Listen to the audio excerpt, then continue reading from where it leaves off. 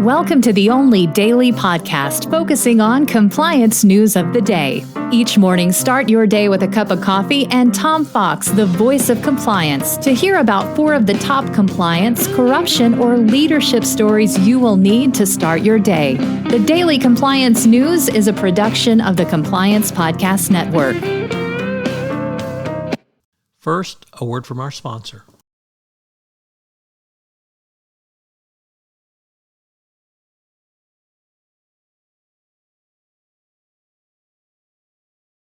Daily Compliance News for October 26, 2022, the Texas two-step edition. We begin with that story from the Financial Times.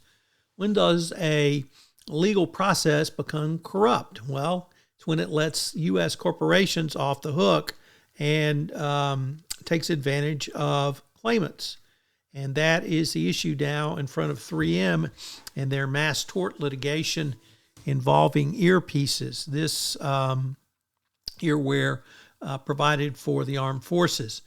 This is a strategy to ring-fence liability claims by putting all of the claimants in a bankrupt entity with no assets. Johnson & Johnson used this bankruptcy scheme to shield itself from almost 40,000 claims from its baby talcum powder cancer litigation. And now judges and courts are beginning to take a very askance view of this.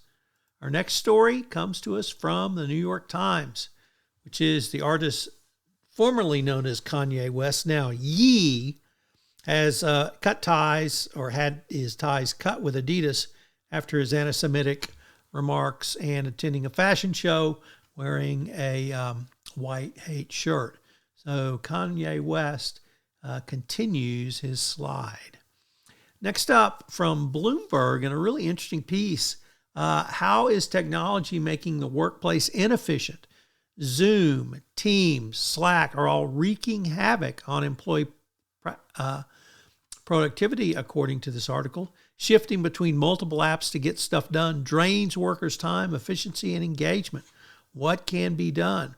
There is so much available from the tech perspective now that many employees are having trouble keeping up. So when technical advances are so ubiquitous that they impact negatively efficiency, you have to look at the technology used.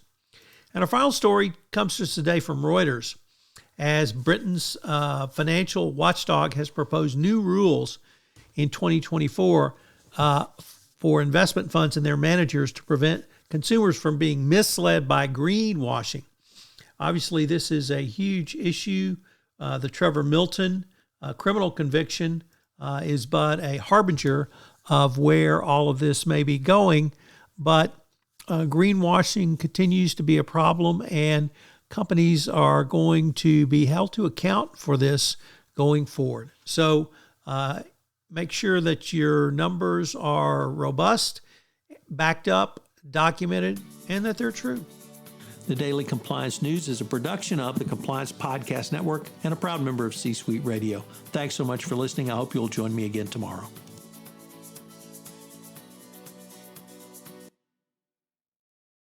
This podcast is a part of the C-Suite Radio Network.